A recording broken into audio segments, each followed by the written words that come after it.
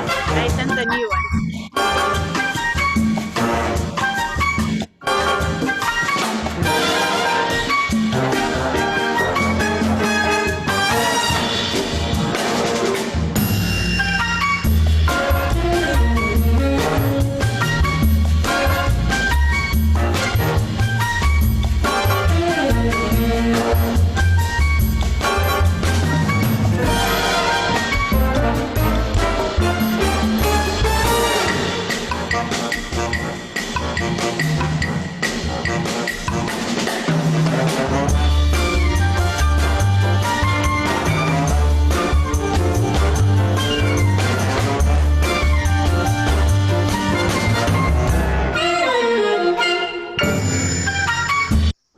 All right. Welcome to Sustainachella, everyone. Thanks so much for joining us. And yeah, panelists, you guys can unmute yourselves and say hello. Hi. Yeah. Aloha. Woohoo. Hi, everyone. Awesome. So excited to talk about urban farming today. We have several panelists, so we're super excited to have all of them here today to talk about urban farming in different areas of the country. My name is Flavia Tognoni. I'm the sustainability manager with the city of Miami Beach. We also have here as part of our team, Yanni Pineda. Say hi, Hey, Yanni. everyone. Welcome. And we also have our director with us today, Betsy Wheaton. And Betsy might be muted because we cannot hear. Hi, everyone. Here you go. All right, awesome. All right, so we're going to start with, as usual, some warm up. And Yanni, you want to share the pool so we can start asking them some questions? Awesome. Okay, so we want to know a little bit about everyone that's here today. We're going to send out a few questions. And here we're already getting some folks here. Yeah, Les is here. Oh yeah, we got it. We got the pool. The pool is on, Yanni. And everybody can answer the pool, guys, just so we can get an idea of the folks joining. If you are joining us from Facebook Live, you can still join us from Zoom, and then we can get to know more about you, and you guys can join us in the pool. So please, if you're watching Facebook Live, also join us in Zoom. If you go to our website and be rising above and go to Sustainachella, that's where you will see like the urban farming Sustainachella, and you can go in, just register and join us on Zoom. So yeah, it's going slow. Folks are slow here today. Come on, guys, let's answer. So some of the questions we have, it's where are you guys joining us from? And hopefully we'll have folks from all over the place. Who are you joining us with? And if you shop at your local farmers market, and if you're good at growing plants, I'll tell you, I'm good at eating them. Look at my background. Those are my favorites. Arugula. I put them in honor of Chris French that is joining us today. He has my favorite arugulas in the world. So I'm waiting for those, Chris. I hope them to be back. I've been dreaming about your arugulas every day now. So. All right, so I think we have a good number. We are about 70%. So Yanni, do you want to push it out so we can keep moving? Because today we have a pretty busy Sustainachella. All right, so about 75% of the audience is from Miami Beach. So guys, help us welcoming all the other folks that are in the house. We have a lot of folks from Kauai. It's actually Kauai, not Kauai. Anyways, Kauai, Maui. Newark. I don't know if I pronounced it right. How is it, Tobias? Newark. There you go. Awesome. And we have 17% of another city. The majority of you guys are joining by yourself, 79%. 54% of you guys sometimes shop at a local farmer's market, and 33% do shop at a local farmer's market. So hopefully after this presentation, many of you will be shopping very often at a local farmer's market. And if you're good at growing plants, let's see, 33% says depends on the plant, and 29% says yes. Wow, I'm impressed. And 25 sometimes. I gotta say, guys, I'm not within you guys on that. I cannot garden, or I can't grow plants. I suck at that. But anyways, all right. So we'll keep moving, and Yanni, I'm going to keep moving here so you can do some housekeeping, mainly for the folks that are new here in the house. Sure, and welcome everyone again. For those of you who are joining us for the first time, we have a couple of rules that we all follow. You're probably noticing that you're not able to activate your camera or your microphone, and that's to avoid Zoom bombing. And also, if you want to ask any questions, we really recommend that you use the Q&A box so that your questions aren't lost in the chat, and so that you know, whichever one of the presenters wants to answer your question, they're able to do it through the Q&A box. And if you ever want to share any comments, please make sure that you choose on all panelists and attendees, or everyone, so that everyone can engage in the conversation and make it a little bit more, you know, interactive for all of us. Awesome, thanks, Yanni. And usually at this point, guys, we would be sharing our screen to talk about what's coming up next month. But you know, next month we are actually going to take a break. Oops, what happened? And we are going to take a very well-deserved break next week because it's Yanni's birthday. Happy birthday, Yanni! Happy birthday! Happy birthday, Yanni! Ho'olelo now, Yanni. Wow, you. that was special. Whatever you said, Nikki. I know she's gonna have to say it Happy again now. birthday. Feliz cumpleaños. Feliz aniversario. This is Yeah. Awesome. So yeah, guys, we'll be taking a break. Yanni will be taking a break next week to celebrate her birthday, and we'll be all celebrating for us. We will all be celebrating for her. And we'll be coming back within the second week of July, so keep tuned. We'll be sharing soon with you guys what are the upcoming topics. And actually, I have a lot of happy birthday here for Yanni. So Yanni, look at the chat. Everybody's telling you happy birthday. Awesome. And now, with you guys, introducing our friends and our panelists. So I'll start with Chris French, the French Farms. Are you muted, Chris? Are you there? Uh-oh. Chris, you disappear. All right, we'll go to the next panelist. And our friend, Tobias Falk. Tobias, oh, look at me already. Either or, Tobias, Tobias. Tobias. Hello, how are you? All right, thanks for joining us, Tobias. Thank you for having me. Thank you. And Chris is back. Chris, are you back? Are you there, Chris? We can see you. All right, Chris is frozen, guys, so we'll keep moving. I'm having some technical difficulties over here, and I keep, you guys all sound like robots. Oh, no! Okay, yeah, we can hear you, Chris. All right, he froze it again. We'll keep going. And then we have Makalea. Okay, hi, aloha from Hawaii. Aloha, Makalea. Aloha. And yes, Chris, we can hear you now. You want to try one more time? Oh, we lost Chris again. Okay. Oh, Chris is back. You want to talk now, Chris? Yeah, I can hear you. I might need to switch devices here because it keeps clicking on and off. So I don't know if you want somebody else to present first and let me figure this out. Sure, you can. Yeah, join us. It keeps cutting out. Okay, yeah, join us from the next, and we can start with Tobias. Don't worry about it, Chris. We'll be here. We'll be here for a while, so don't worry. You can join from another one. Frozen. Okay. Okay. We're putting you on the hot spot, Tobias. No? You're going first. But wait, guys, I'm still going out. I still need to introduce all the panelists.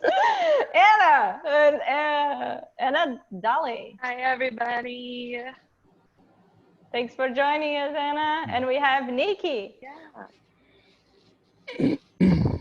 Hello, Nikki. everyone from Kauai. All right, aloha. And Tamara. Aloha kakahiaka from Maui. And what did you say again, Tamara? Kakahiaki? Aloha kakahiaka. Good morning. It's morning here. Oh, nice. Nice. See, by the end of the year, guys, I will know some words in Hawaiian. Yes, hopefully, right? We'll You guys learned 2 phrases today. Aloha now and aloha kakayaka. So write that down. Yeah, I know aloha and mahalo, so halfway there. All right. So Tobias, are you good to start sharing your presentation? I'm going to stop sharing it and we can try for you to share. All right, I can go. Awesome. And let me know if you cannot share, then I have your presentation here. I can also share for you.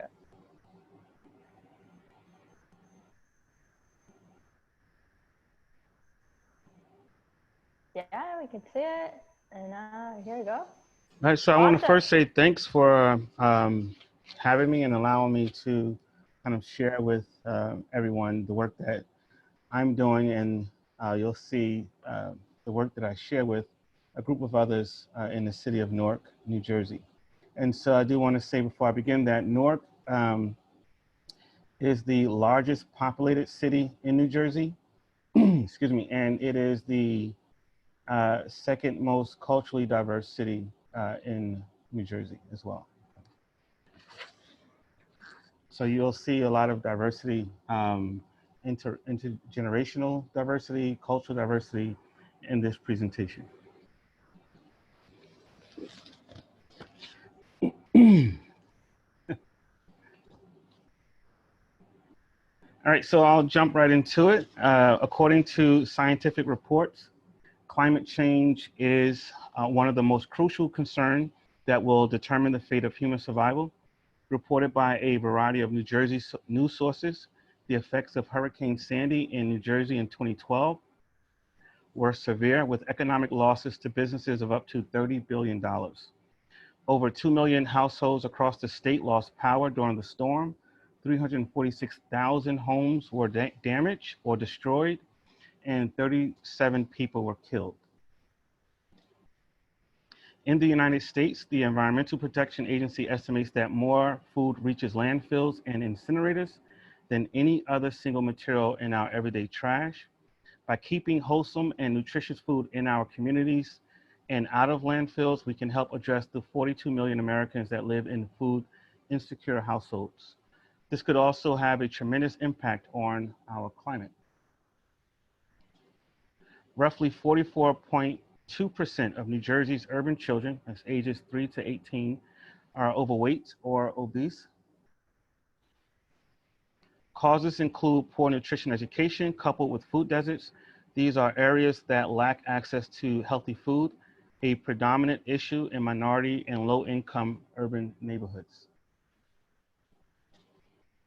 So birthed out of the Occupy Wall Street movement in 2011, Newark Science and Sustainability, Inc. is a community-driven 501c3 nonprofit organization based here in Newark that assists with the creation of self-sustaining and environmentally friendly communities by developing pathways for green jobs, increased self-sufficiency, and broader community empowerment. We achieve this through collaborations and partnerships with residents, community-based organizations, and other key stakeholders, including local businesses. Since 2012, with little to no financial resources, we've managed to make an impact in our community by implementing various initiatives to increase awareness of environmental, ecological, and wellness issues through educational programs and hands-on activities. It is through our 5 pillars that initiatives and programs are formed, making us a highly project-driven organization. Our pillars provide an interdisciplinary approach to learning. Through this process, we believe individuals will become more informed about their environment and therefore more likely to have a holistic understanding of themselves and the world they inhabit. Our renewable energy program includes or introduces practical uses of solar, wind, pedal bike technology, and energy storage or battery packs. Participants also become better informed about climate issues and how to be more climate resilient as they implement renewable energy into their community. In this photo, you see me making smoothies from the power that's being created by the pedal bike, which we call our pedal bike powered smoothie bar. I love it. That's amazing, Tobias. Eco art awesome. is thank you. Eco art is the use of natural and recycled materials to create, enhance, and interact with the environment. Participants are introduced to eco art as a means of for self-expression, beautification, and personal engagement and connection with the natural world. Through this initiative, we are able to integrate art with urban agriculture practices and community engagement. Art Grows in Newark is a program that grew out of our Eco Art initiative, focusing on ages 4 and 5-year-olds. Art Grows in Newark integrates visual arts and art therapy with urban agriculture practices in order to foster environmental stewardship, strong community engagement, and a culture of hope and social change. Our wellness and nutrition program involves nutritional education and events in which participants engage in nutritional food and information. The Healing Properties of Herbs is a workshop that grew out of our Wellness and Nutrition Initiative. In this workshop, we review common herbs that are grown indoors or outdoors or can be found in almost everyone's kitchen and learn about their effect on the body and how to use them. The workshop also includes a hands-on do-it-yourself component in which participants create and take home an herbal remedy for their own use.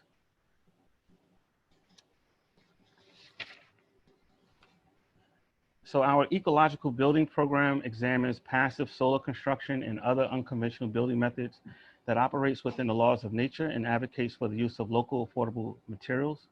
This is an urban farm project that we are currently developing in Newark. It will become our headquarters and agricultural hub center. This is, in fact, the redevelopment of our Garden of Hope. This second community green development project is our Aishe Farmers Market and Cafe. It will consist of 4 levels. The first level will be a rustic style farmers market. The second level will have office space. The third level will have apartments. And then the 4th level will have a green roof. Another community green development project is our renewable energy demonstration space. This is intended to get people more connected and informed about the uses of renewable energy, specifically solar, wind, and pedal bike technology. Urban agriculture, the localization of food production, which mostly consists of transforming vacant lots or warehouses into community gardens or urban farms. Operating through the City of Newark's Adopt a Lot program, we're able to adopt vacant lots like the one you see here from the City of Newark for $1 and renew the lease annually. The purpose of adopting these lots is to transform them into a green space for community use. We adopted this lot in 2015 and transformed it into the Garden of Hope. It is our belief that gardens in and of themselves are the real life symbols of hope. Our gardens invigorate people's senses during the day-to-day hustle and bustle. We've been able to transform abandonment into sustainability. The gardens become a gathering place where strangers become friends and to ponder their thoughts amongst the beauty of the garden. So we're now working on transforming this garden into a year-round sustainable urban farm. It will be the first of its kind in Newark. We'll have an administration facility with a restroom, a walk-in cooler to store produce, a farm stand to sell our produce and other added value products, a tool shed, a commercial kitchen, a hydroponic greenhouse, and a chicken coop. We'll also be collecting rainwater to run through the greenhouse, and we'll have solar technology to help offset our energy costs. Through our urban agriculture initiative, participants learn the art of gardening and farming in urban environments. Our focus areas include plant management, produce distribution, and increasing residents' access to healthy food. With the redevelopment of the Garden of Hope, it will allow us to expand our farm-to-table co-op of 15 members and support up to 50 members. And so in 2018, we launched our farm-to-table co-op, which follows the model of a community-supported agriculture or CSA program, a system in which a farm operation is supported by shareholders within the community. Individuals are able to make an advance payment of $395 to receive weekly fresh, locally grown produce packages, feeding 2 to 4 people for 20 weeks. That's from June to October. There are those who find $395 to be a financial burden. So we launched our Sponsor a Family initiative, which allows people to purchase a membership wherever they are and then donate it to a family in need. Here are two community gardens during the peak season with members of our Farm to Table Co-op. There's also our Sustainability Ambassador Program. This program is geared toward youth ages 11 to 16. Sustainability ambassadors help promote sustainable living practices such as healthy eating, active living, urban farming, and clean energy in their homes, faith organizations, schools, and other networks to which they may belong. The program runs for 6 weeks over the summer, and the ambassadors engage in a wide variety of hands-on learning activities, including field trips that are focused on our 5 pillars. Through the solicitation of donations and grants. The program is free and lunch is always provided. So there's the working in collaboration with Whole Cities Foundation. Newark Science and Sustainability Inc. functions as the Newark Community Food System Facilitation and Support Team. By stringing together a network of Newark-based growers, the Newark Community Food System, an innovative collective of local urban agriculture experts, supports the growth of the local food system, amplify community-led initiatives, and develop sustainability around urban agriculture and fresh, healthy food access. The purpose of the Sustainable Living Empowerment Conference is to inspire and empower attendees so they become active participants toward the goal of building healthy, sustainable communities. The speakers use their own experiences and values to convey how they have been driven to their passions to various, driven by their passions to various achievements. And so from urban farming to health and wellness, the speakers share information and experiences that assist with the creation of self-sustaining communities. Our week-long garden tour provides an opportunity for residents and visitors to become more informed about the various agricultural spaces that exist throughout Newark. This event also serves as a means to encourage healthy eating, healthy living practices, and environmental education through a series of workshops and by reaping the benefits from the harvest of each of the participating spaces. Residents walk away with healthy, locally grown produce and a broader awareness of environmental stewardship. Here are a series of activities occurring at a few of the gardens during last year's garden tour. We have yoga in the garden, an herbalism workshop, harvesting, a potluck, and hands-on learning activities for youth. By working in collaboration with the Urban Agriculture Cooperative, another nonprofit based here in Newark, we not only demonstrate how agriculture contributes to the health and well-being of communities, but also the local economy, and we find it to be very important, which is why we help facilitate these pop-up farm stands and farmers markets. The purpose of the Newark's Harvest, a farm-to-table community meal, is to bring about a true sense of community through the natural unifier of food. This event allows residents to come together and break bread with one another. This meal is accompanied by sustainable living vendors and entertainment. I have to add that this event also is zero waste, meaning that residents are required to bring their own utensils, plates, and cups. And so lastly, we understand that food is a social act. It brings people together. This community meal was set up for 200 residents in this Newark neighborhood to come out of their homes, engage with one another, and indulge in topics related to their environmental and social issues. Much of the food was donated from gardens and urban farms throughout Newark. We plan to make this first time event an annual affair. As you saw in all of the videos during this presentation, we were just recently displaying public affection, and now we have to learn how to distance ourselves from one another. Thank you. Awesome. Thank you so much, Tobias. And yes, we already have some questions here for you. Oh. Just because of time, I'm going to leave the questions towards the end, guys. But, you know, the panelists, you guys can also go to the Q&A and start typing in. And Chris, how is the connection right now? Do you want to try now? Good. It hasn't glitched in a while, so I'm ready to go whenever you are. Awesome. All right, let's do it. Let me just share the screen here. And here we go. Okay, here we go. All right, hi everybody. I am Chris French. I am a small farmer there's me again. Here in South Florida. I've been farming for about 6 years, and I operate what's kind of considered like a micro farm at this point. It's only a quarter of an acre, and I'll kind of go into the. Oh no, Chris, it's just because we lost him again. I know. All right, Chris, no, nothing? Okay. Well, I guess Tamara, I guess we'll go to you then. And Chris, we'll leave you towards the end. Really now we are going to our Hawaii crew here. And Tamara, you can start sharing your screen if you'd like. Here you go. Aloha, thanks so much. Sorry about that, Chris. You can jump in after me if you need to.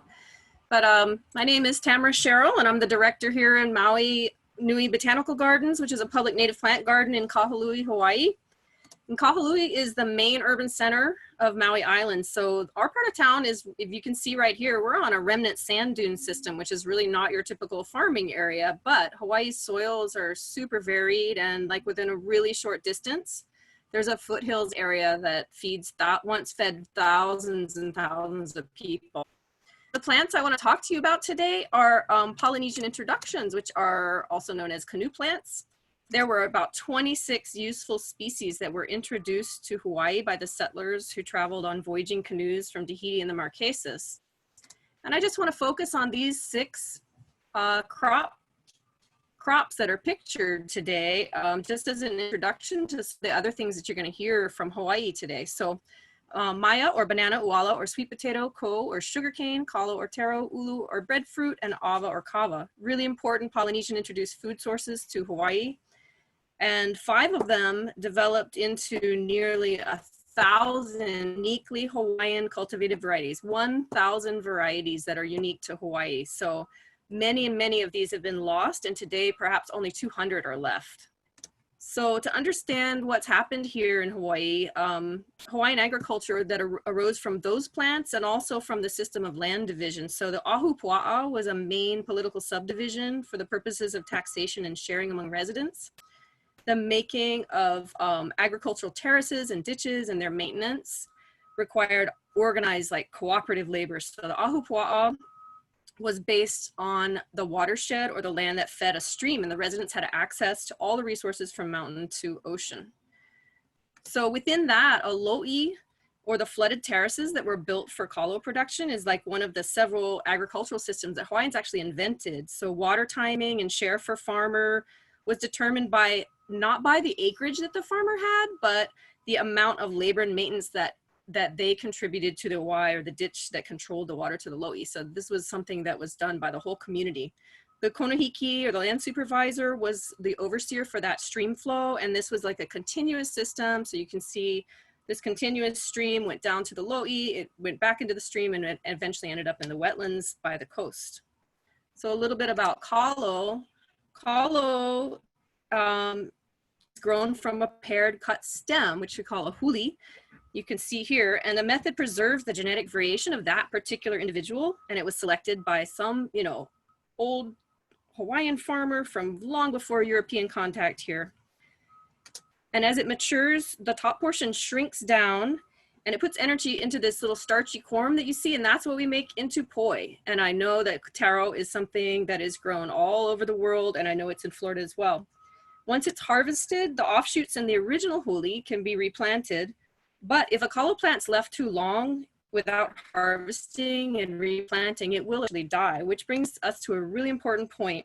Unlike wild native plants, these unique varieties aren't perpetuated by seeds, but from cuttings or offshoots. So they're completely dependent on human cultivation. So if you look here, each sugarcane stalk is a unique variety of sugarcane. So the individual plants that they originated from were selected from offshoots that differed from the parent plant. And most of these crops long time ago lost the ability to produce viable seeds. So inside your banana fruit, you see those little specks. Those are non-functioning seeds. New banana plants can only come from right here, these offshoots from the mother plant. And sometimes those offshoots differ from the original plant. Here's an example of an offshoot in a sugarcane plant that's a somatic mutation. So the original variety has these swellings, between the nodes, but the sport or the offshoot doesn't. So changes still happen in these varieties. And for taro, some varieties that were thought to be extinct have been rediscovered this way. At Maui Nui Botanical Gardens, all these crops are part of living Hawaiian culture. Ava or kava is used recreationally and ceremonially by making a drink from the pulverized roots. Each variety has a slightly different effect on the body and the mind. And our workshops allow people to taste and compare varieties. So here we juiced and we taste tested different Hawaiian sugarcane varieties, and they were really, really different. And we use our ualo, our sweet potato collection, to teach school groups about Hawaiian crop varieties. So keiki will compare differences in the leaves and tuber colors, and they take cuttings home to root. Breadfruit or ulu is the one crop that we devote an entire annual event to. So with the shutdown of plantation farming in Maui, we are all looking for ways to diversify from reliance on tourism and preserve agricultural lands. And ulu is one of the crops that has huge potential of improving food security in Hawaii. And the COVID crisis made us even more keenly aware of the fragility of our food supply here in Hawaii. Our gardens has been giving away propagules of these featured varieties that are old heritage varieties every week. And I just encourage all of you listening to please support your local heritage crop varieties for your region and learn about them, use them, support farmers that have them, and honor your own region's history and help and preserve this genetic diversity for future agriculture. So mahalo. Mahalo, Tamara. Thank you so much. We really appreciate it. And you guys heard it. Please, let's support our local farmers. And Makalea, I'm going to start sharing your video. So as I put it on, let me know. Oops, actually, I have to make sure I add optimize sharing screen. But please, can I put it on, or do you want to say a few words before, Makalea? I can say a few words. So I'm the environmental coordinator for the County of Maui in the Mayor's Office, the new Climate Change and Sustainability and Resiliency Office. And I'm also a farmer at the Waikapu Food Hub. So this was dear to my heart to be able to share this with you guys. So enjoy this video produced by my kids and starring my kids. But it was fun to make, and I'm happy to share this with you. So enjoy. Thank you. Aloha, welcome to the Waikapu Food Hub. We're located 6 miles from city center of Kahului and Wailuku town, and this food hub focuses on canoe crops. You can see here, this is called the kalo plant, traditionally used to make poi. This food hub is located on 300 acres with 16 farmers. Come, let's go holo holo and go meet the farmers. This is Bobby Pahia and James Simpliciano. This is Okinawan sweet potatoes.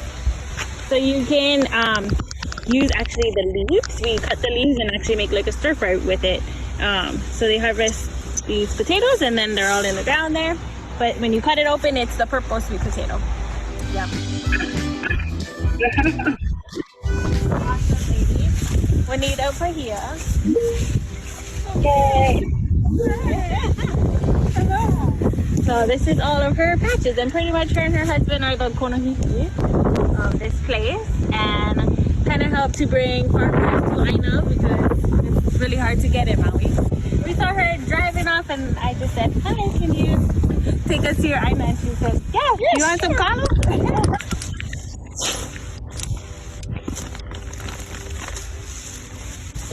Wait, what?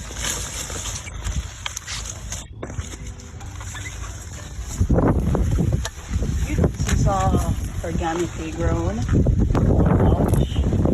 This is the makua. You can see all the keikis in there. So dry land style, and we have like 8 or 9 keikis coming up. Beautiful makua.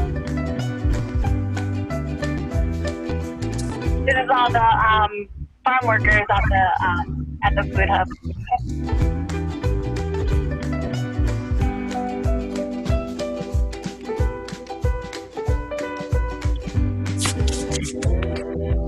Our local pig farmer making locally produced pork.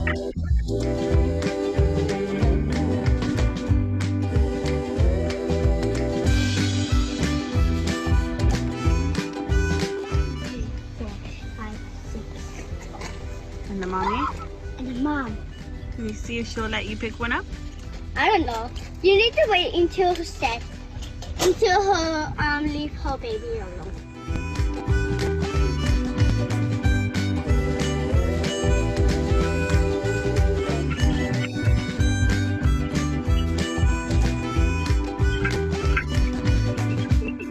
Boat Mom? Sure. Can you take me to where's our next stop?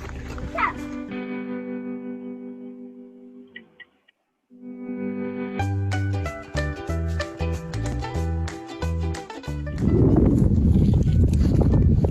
Hello. Hey. Hi, Mr. Goat. Is it hot today? How are you doing today, Goat? The previous presenter, Tamara, spoke about canoe crops, or crops that were brought here from Polynesia about 2,000 years ago on canoes. And many of the farmers here still specialize in these crops, such as ulu, or breadfruit. This is Ho'omana Farm's ulu orchard. The farmers here still embody many Hawaiian cultural values in their practices, such as kokua, or to help one another. There is a nonprofit located on the property that focuses on helping individuals with disabilities, at-risk youth, and formerly incarcerated individuals gain experience in sustainable agriculture and provide this bridge to starting their own business. One of the projects is an equipment co-op, which helps all of the farmers here have access to specialized equipment that help with starting their farms. Here at La Quindea, we're growing a bunch of stuff, you know, a bunch of bananas, coconut, sugarcane, turmeric. We have some native koa'ia and ha'ali, puakinikini.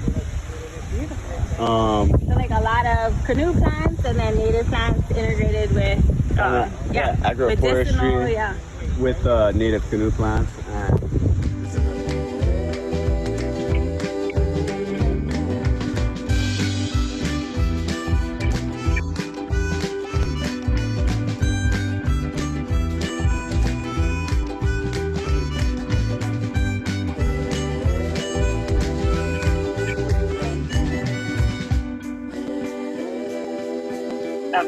Thanks for joining us on our journey to the Waikapu Food Hub. The County of Maui most recently has, in response to COVID, has provided $2.5 million in micro grants for farmers. So they're grants, so not loans. So if you're listening from Maui, you can access that through the Maui Economic Opportunity, and also contact your USDA NRCS office locally here. You can enroll in the EQUIP program, and then also the FSA loan program. So they work really closely together, and then you can get up startup funds and then reimbursements for implementing sustainable practices on your farm. So thanks. Enjoy the rest of the workshop. Thank you so much, Marcalia. That was a great video, and I'm so impressed with your kid for putting the video. That's amazing, right? That's awesome. All right, guys, and now I'm going to, let me go back and let me see if Chris, are you there? Before I move to Kauai. Nice, having a lot of technical issues. Betsy, if you can forward me the panelist email, that would be great, so I can share for Chris to make sure that he can call us in, and then we can have him join. And then in the meanwhile, what I'm going to do, and I'm start sharing my screen so you can start your presentation. And here we go. Yeah. So hi everybody, my name is Anna. I'm the marketing director at Aina Ho'okupu Kilauea. It's a nonprofit on the North Shore of Kauai. And I was really interested in taking part in this because I actually I grew up in South Florida on the West Coast, but so it was interesting for me to kind of make that connection between the place I grew up and where I live now. But yeah, so if you want to hit the next slide, Flavia.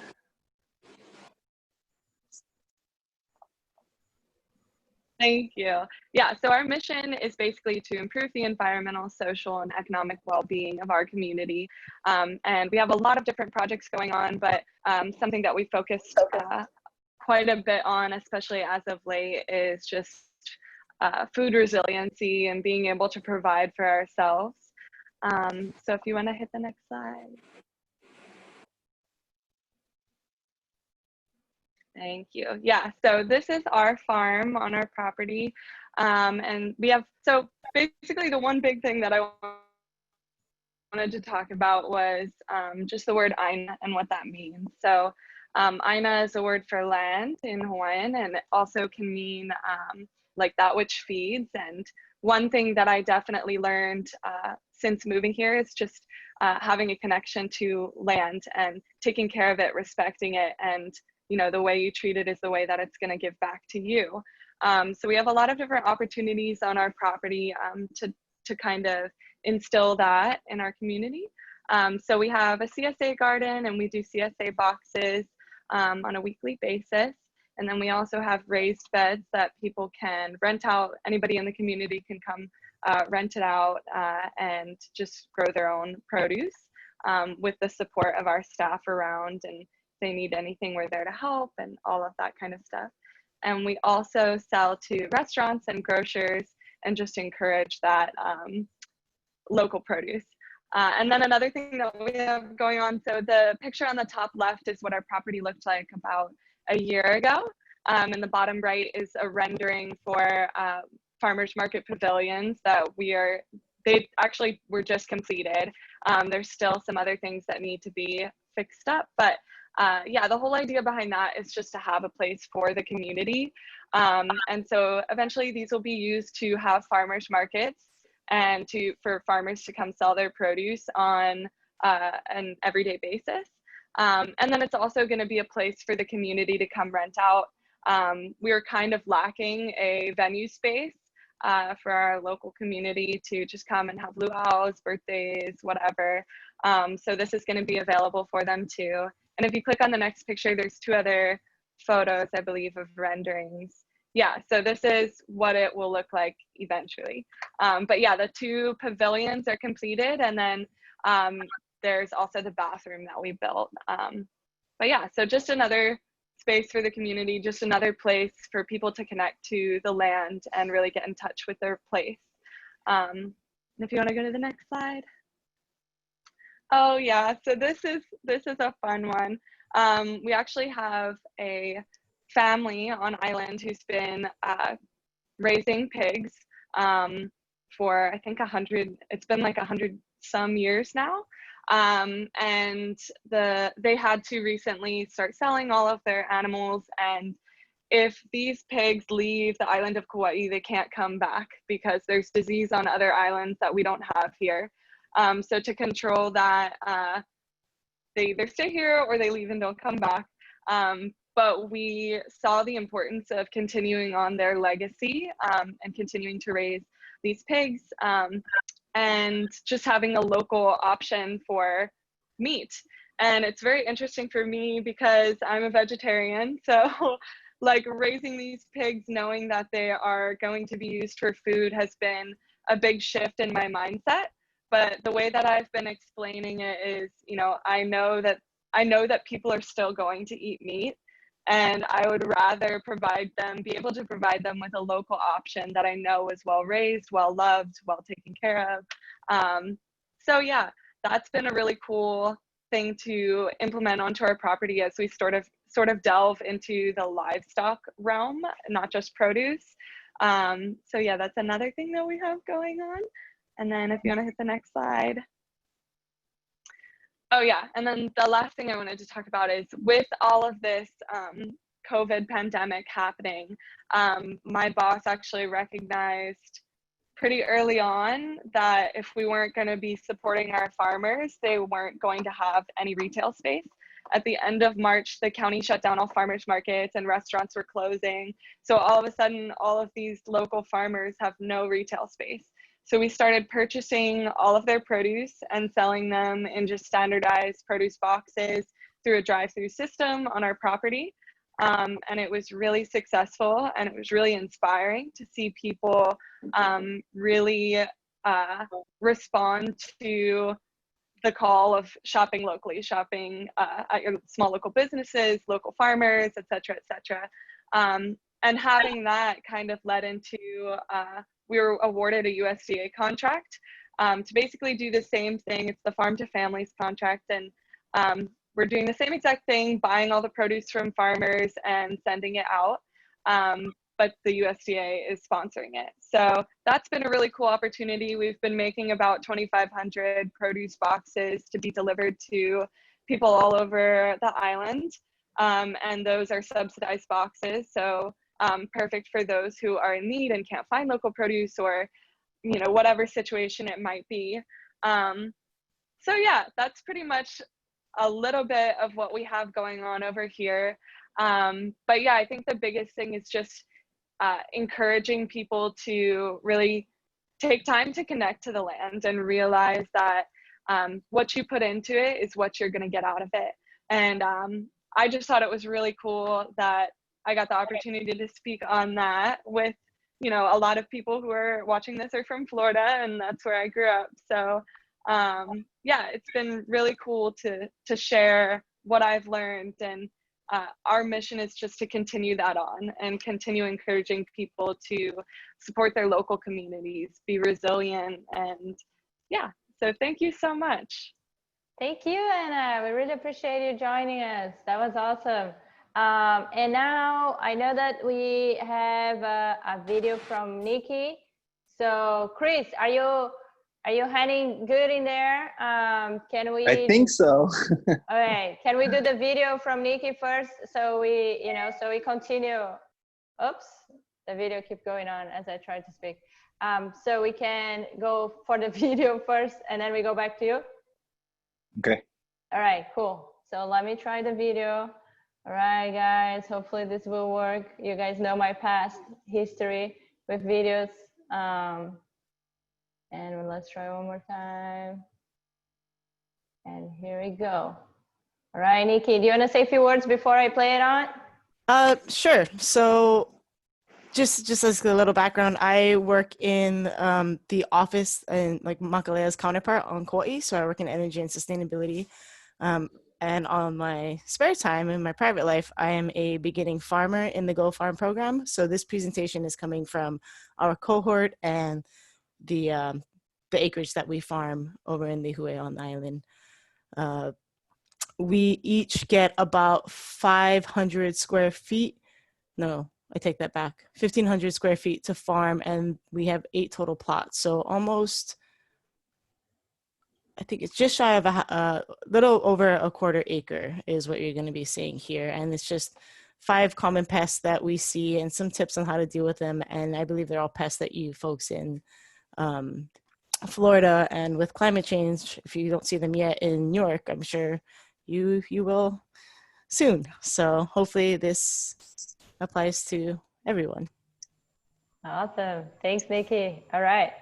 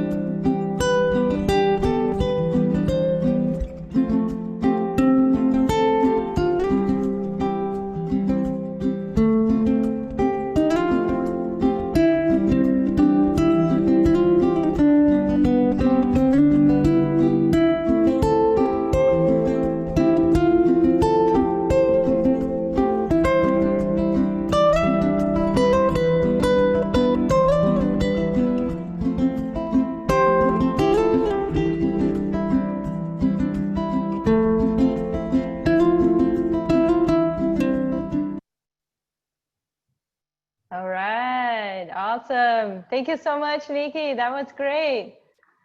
All right. So guys, I know that we are running out of time. Chris, you're there, right? You're good? I'm here. Yep. Awesome. All right. Let me just go back to your slides now and I'll start sharing it. And we go back. Okay. Yeah, sorry about the technical difficulties there. It's all good. It happens. So what happened? Oh no. Here you I go. did see Let me go back. AT&T trucks in my neighborhood this morning, so maybe that had something to do with it. Yeah, it always happens, you know. I think there's too many people on the internet lately and on Zoom, so things start getting crazy. But anyways, here you go, Okay. Chris. Yeah, All we're right. back in Florida now. All right. Okay. I don't know. I'll just sort of start off here. So anyway, I have a small farm here in Miami.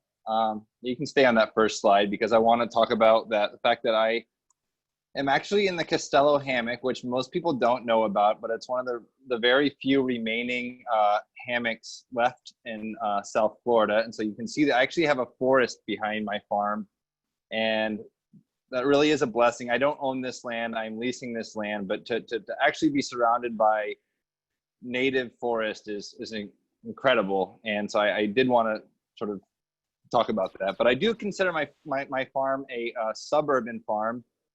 I'm not really in the city, but I will be talking a little bit about urban farming sort of as I go through. A little bit about me. I grew up in South Florida, loving the Everglades, and actually majored in engineering, didn't have any horticultural or botany schooling, but just always had an observant eye and loved nature. And somehow, and I'll go into that, engineering sort of somehow got me into gardening, and gardening got me into farming. So you can go to the next slide and actually skip it. That's just me being a goofball. There we go. Yeah. That was a pretty good picture of you being a goofball, Chris. Yeah. Okay, so right now I operate a 1/4 acre market garden, and I'll explain what that is for people that don't know. But this is what it looks like. Next slide.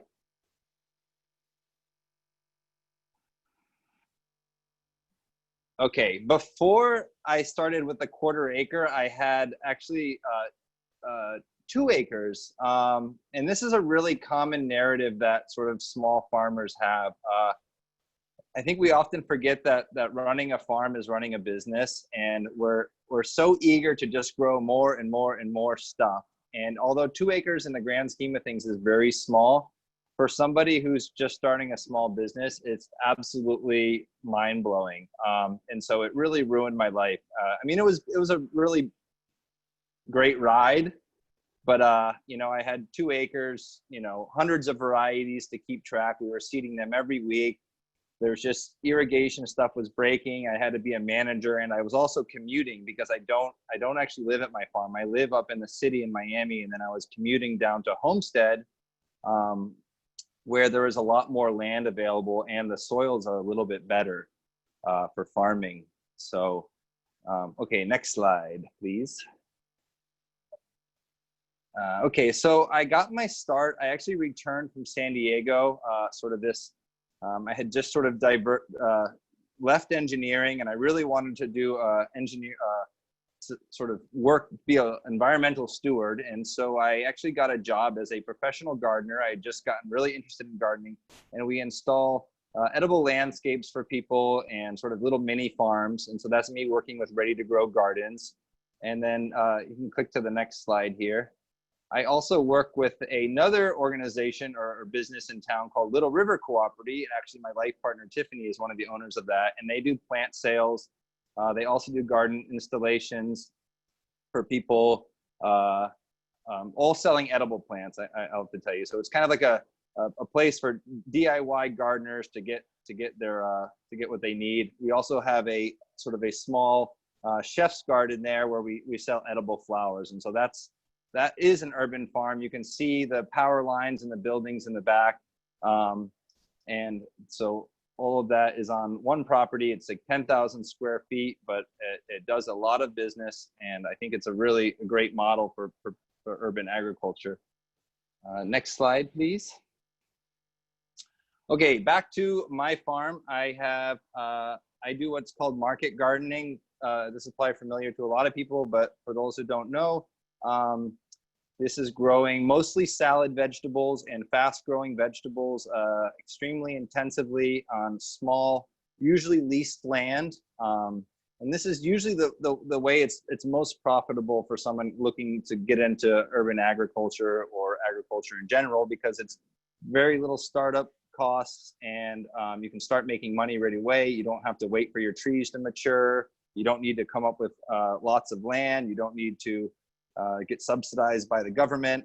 So this is usually what most small farmers and urban farmers and market gardeners in the country are kind of participating in. And this is sort of what it looks like. It's really pretty, lots of colors. There's my little dog sitting in the arugula. You can click on the next slide, please. Sorry, Okay. Chris, I got distracted with your arugula, my favorite in the world. Yeah, so another sort of keystone to urban farming or market gardening is this concept of direct marketing. And it's really important. When you hear about farmers on the news, usually they're actually talking about commodity farmers, people that are growing corn or soy or sort of broad acreage crops. They're not really talking about market gardeners. And what direct marketing is really knowing your customer and selling directly to your customer at the farmer's market through CSA. Some of the other panelists talked about that, which is community supported agriculture, where people are often becoming a member in the farm or paying up front to get their crops. And that's really helpful for the farmer who has to pay out a lot of money in the beginning. And then also gives us the opportunity to grow specialty, high value crops, work really closely with chefs. And so that's a sort of a keystone, this direct marketing concept, and big part of the business here. You can click on the next slide, please. Okay, so then COVID hit, and the farmers market went away and the restaurants went away. So almost all of the small farmers in the country all at once basically used their connections with the community and used the internet and figured it out really fast. And so I was just one of those, and my partner Tiffany was able to help me a lot with this because I'm not too computer savvy, as you guys can tell. So basically what we did is sort of grouped our produce together and basically made like a salad share that people could buy online weekly. And then they could also add on items like eggs or products from other farms that we were friends with. And then what they would do is they would come to my walk-in cooler, which is just a trailer. Flavia, you're familiar with this operation, and you would have a contact list pickup, and people would, so basically they had placed an order, a custom box was packed for them, and then they would come and they would pick this box up from the cooler and wouldn't really have to touch anybody or go to the grocery store, which was terrifying for a little while. And the way things are going right now, especially in Florida, it looks like the fall, we're gonna do this again and probably make it a little bit more organized. I'm gonna start something called the Salad Club, which is just sort of a stripped down CSA, really focusing on salad, but then also people will be able to not be members and still be able to purchase the products. The only problem with this that we had was things were just selling out really fast. If there's any sort of budding young farmers listening to this, there is a infinite demand for produce, especially organic produce here in Miami. And I would encourage you to look into this small farming thing, because we really have an infinite marketplace here. And it's hard to farm everywhere. You know, it's like, I spent the first 6 years of my career just complaining about how difficult it was to farm here. But from what I've gathered, it's hard everywhere. The same pests, weather's crazy. There's tornadoes, there's hurricanes, there's blizzards in June. It's, you name it. So, okay, next slide, please. Okay, it's the summer month here, so we're not really in production. I do grow a little bit of here and a little bit of there. We grow a hibiscus called Roselle. That's that picture in the middle. If you're familiar with the Mexican drink Jamaica or hibiscus tea or any sort of hibiscus-y type thing, usually this is where it's coming from. There's also sweet potatoes grow, but the main thing that my operation focuses on is cover crops. And so we pull back and pretend it's wintertime here and get back and use our spreadsheets, and we let the fields go and we grow these cover crops to help enrich the soil. and that's big. You got to really treat the soil like a bank account. And so this is basically putting the money back into the soil, and putting the biology and the carbon and the nutrition that the soil needs to grow future crops. And that's a cornerstone of small scale, sustainable, organic farming. Wanted to mention that. Okay, next slide. Okay, I wanted to talk a little bit about urban farming. I've done a little bit. This actually was a small urban farm I had a couple years ago before it turned into the Little River Cooperative property that you saw on previous slides. Urban farming is kind of illegal in Miami. There are community gardens, so don't get me wrong, but the idea of having vacant land and then running an agricultural enterprise on it is more or less illegal right now. And we're aware of this, and there is something we can do, and what we need to do is basically get the zoning changed. And I know there's sort of other cities have paved the way for this, but in Miami we're kind of 10 years behind on it, and so that's really something that we need to get over. We need to basically make it so that small entrepreneurs and budding farmers can use all this vacant land and turn it into small farms, and not have to have a certificate of occupancy. That's the main thing that's going to stop small farms from doing this, because it just doesn't exist right now. Okay, next slide. So this is the same property a few years later. There's my partner Tiffany in her edible flower garden. You can see the mango trees have gotten a lot bigger. We unfortunately, because of zoning, have to leave this property. It's sad, but you know, we're gonna rise from the ashes. Okay, next slide. I also want to talk about sort of some of the things that stand in the way of farming here. I mentioned the zoning. Cost prohibitive land is really a big thing. The land here is ridiculously expensive and very speculative. So even the agricultural land that does remain, most people that own it are just waiting to sell it to developers. There's a very challenging climate, as you can see in this picture. This is basically kind of a typical October thunderstorm. So right about when you're trying to get a lot of work done and get your field prepped, all of a sudden one of these storms can come in, and really, that's my tractor there, just in a ginormous puddle. And then once again, the lagging farmer culture. We just don't have sort of a really a good support system yet, and we're working on that. But and then there's poor soils, and so the poor soils is an important thing to note, because a lot of places you can just rip up, even in urban areas, you can rip up the soil, and there's good stuff down there. But here it's either sand or rocks. And so there's a huge upfront cost to the organic farmer to increase the fertility of the soil. And so that's, I think, a big, usually a small farmer, even on a really small scale, is looking at spending $10,000 in soil just to get someplace where they can start. And so if they're going to basically lease some piece of land from a city owner that says, or a landowner that says, okay, go ahead, have your urban farm there, and then we're going to take it away 3 years when we build a giant hotel here. The farmer has to spend all this money on soil. And so it is something to consider if you're thinking of doing this. Okay, next slide, please. Okay, I wanted to quickly, if I have time, to just sort of talk about some of the other cool things going on in town. There are small farms, despite all my pessimism. There's Aloha Redlands and Cool Running Organic Farm and Tiny Farm. They, hopefully you guys can go back and look at this PowerPoint, because I got to run through this fast, but these farms have CSAs or sell their produce, and I encourage you to follow them on social media. Next slide.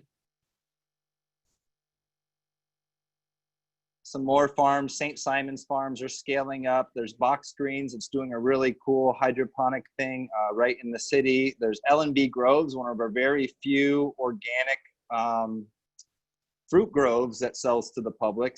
Okay, next slide.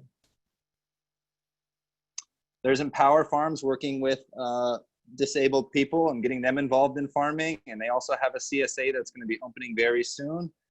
Then the other 3 Go Green Gardens, Haha Finca and Magic City, are really small farmers, and they're selling their produce to sort of small grocers that are opening up in the city. You can click to the next slide.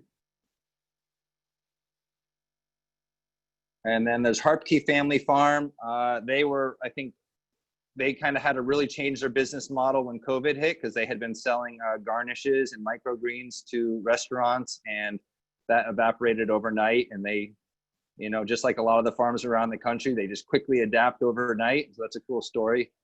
Then there's Little Ready to Grow Gardens and Little River Cooperative. Those are both edible gardening companies that I've worked for. And you can click to the next one. Oh, yep. Okay. And so then these on this page are 2 that I know pretty well that are really exciting. There's Finca Murata, which is accepting donations right now to help less fortunate people get gardens going, and it's just a really great place to put your money. They got a lot of traction right now, and they're going to get a lot of gardens put in. And then there's Urban Oasis Project that runs a lot of our farmers markets. They're still selling produce. An awesome organization. If anybody out there is a home gardener and somehow has too much of something, Art there will buy it off you and sell it to the people. And then there's the Opelika Community Development Corporation. I don't know much about them, but they have an awesome community garden and are doing a lot of education. Next slide. Urban Green Works, also another educational community sort of farming resource. Center for Subtropical Affairs hosts a lot of, not right now because of COVID, but in the past they've hosted a lot of bringing people that are into plants or farming and having them do workshops and give lectures. So that's been a really good resource. And then there's Buesas, and they do a cool herbal community outreach project. And then next slide.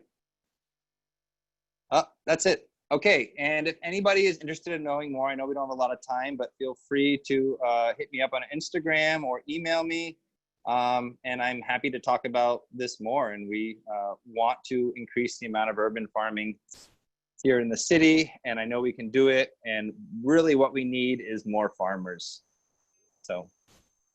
Awesome. Thank you so much, Chris. That was great. That was definitely great for us to learn more about what's happening, you know, in Miami-Dade County, all the organizations that are doing amazing work and what we can do to help. So thank you so much for that. And actually, guys, we have some questions here and we are running out of time. So as Yanni starts transitioning to Kahoot, I'm going to be asking some questions to the panelists. So before I do, Yanni, do you want to explain the Kahoot and then I can start the Q&A so we can mute the Kahoot while we do that? Sure. So for those of you who are joining us for the first time, just be sure to click on the website. Hold on a second. I think there's something wrong with my microphone. Go to the URL that you see there and put in the pin that you see on your screen, and we'll get started. And so the way it works is that we're going to ask you questions based on what you've learned here today. And if you get the correct answer, you get points, but you also get additional points if you answer quick. So the faster you answer the correct answer, the better for you. The top 3 scorers are gonna get prizes at the end, and I'll give you my email so you can reach out to me. Thanks a lot, Yanni. And guys, regarding the prizes, yes, please email Yanni, but know that, you know, City Hall is not completely open yet, so we'll be providing the gifts, the prizes when we are back fully on City Hall. I want to recognize that we have a very dear commissioner here with us today, Commissioner Joy Malakoff. Thank you so much for joining us. I'm so excited that you're here. And Commissioner Malakoff is definitely a great supporter of all the community gardens that we have in Miami Beach. So thank you very much. I hope you're enjoying it, Sustainachella. And actually, she has a question. And Chris, I think you can answer, but I think any of the farmers can actually answer her question. She wants to know, how do we keep the iguanas out? Mechanical control. So that's either a net or having somebody basically remove them from your property. You could also put up like something that they really love to eat around your garden. I don't know if that really works, but it's a good theory, right? Like put up a bunch of hibiscus around it and maybe they'll eat the hibiscus instead of eating your kale. Tough love. Tough love. Don't let them get my kale. Yeah, well, kales are okay as long as they don't get the arugulas. I just want to make sure we have them. So, Chris, look, give me my background. Anyway, so guys, I have other questions here. I think this one is for Tobias. Tobias, how many lots have you turned into gardens, and how many do you plan on purchasing in the future? I personally, through my organization, successfully transformed 3 city-owned lots into community gardens, but I also assist and collaborate with 20 other local growers in the city of Newark. And so the administration and the local government in Newark is saying to us like, hey, you know, what you guys are doing is great, but you guys need to figure out a way to start buying these properties. And so I'm, as we speak, in the process of doing closings on 3 city-owned properties that we are redeveloping for community green development. All right, and Tobias, they also ask you if you are able to integrate your program with the local school system. That's a question from Scott. Yeah, so we work with whomever, and so there are some schools that collaborate with us and some that don't. But to answer the question, yes, and then, you know, working with the public school system is not as simple as working with like charter schools, you know. So working with the public school system, there is some red tape. Sometimes it's a lot more hassle that we have to go through versus working directly with charter schools. But yeah, we do. Awesome. All right. And then a question for whoever would like to answer. Raymond from Delaware is asking, can kale and collard greens grow way into the winter time? And again, just a reminder that he's in Delaware. Yeah, who is the question for? That's from Raymond. Oh, it's for me. Yeah, of course.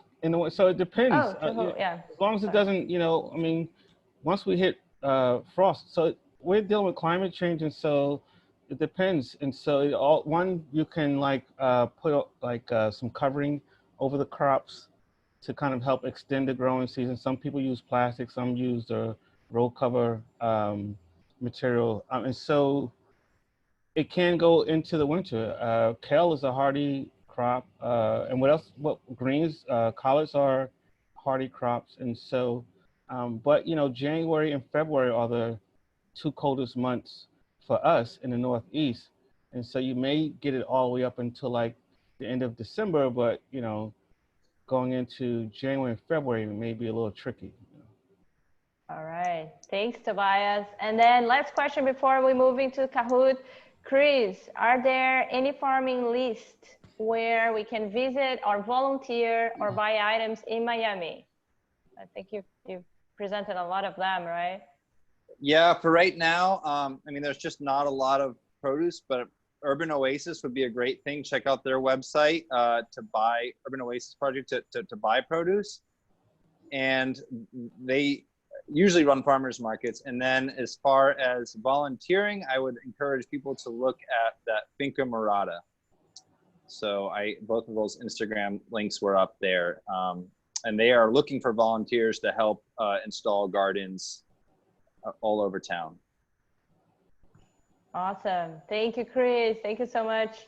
All right, guys, we're going to move to Kahoot right now. So I'll let Yanni take over. And while we go to Kahoot, if there is any other burning questions to the presenters, please throw them in the Q&A. Thank you. And so I think we've given everyone sufficient time to join us. I know that it's a little late, so our attendance is low, but that means that everyone's chances of winning are higher. So that's a good thing. So let's get started.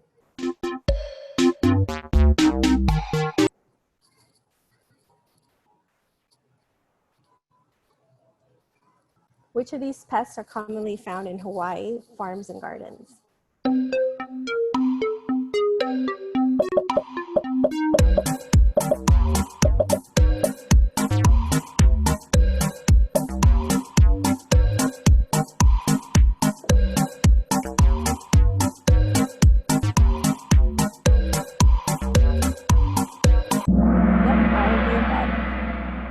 who's at the top?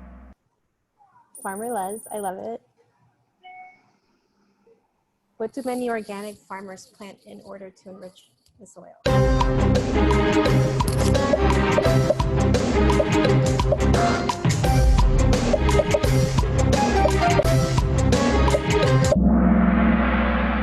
cover crop, good job. Let's see. Farmer Les went down and we have EG at the top. What sales technique do small-scale farmers often use to be financially sustainable?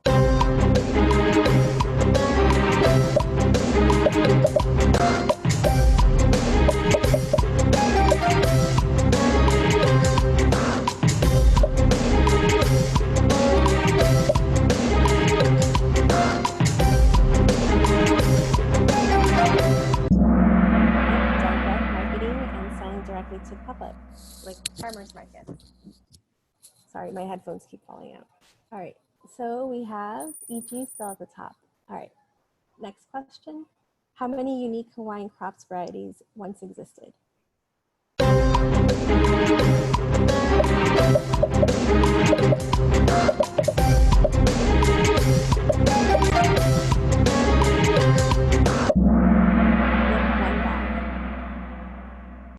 Go on to the next question. Barb is at the top. Last question. What are the common causes of urban childhood obesity?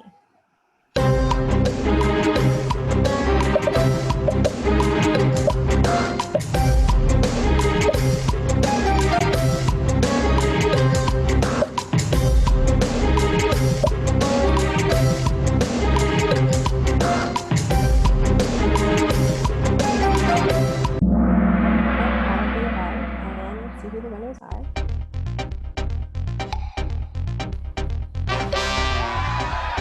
EG.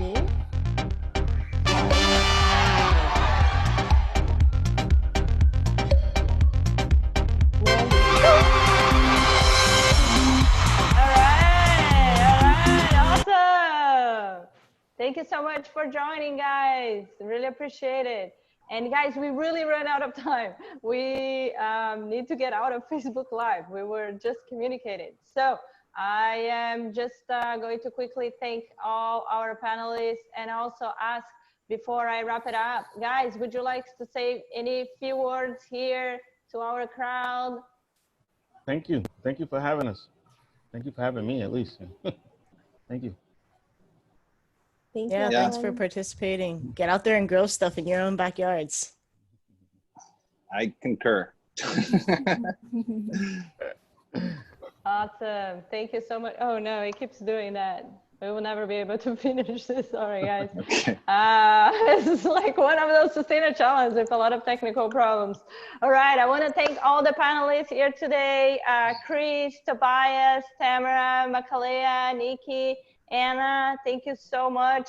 Thanks for our team, Yanni, Betsy, Michelle, Amanda, thank you so much for being so patient with us. We love you. Thank you.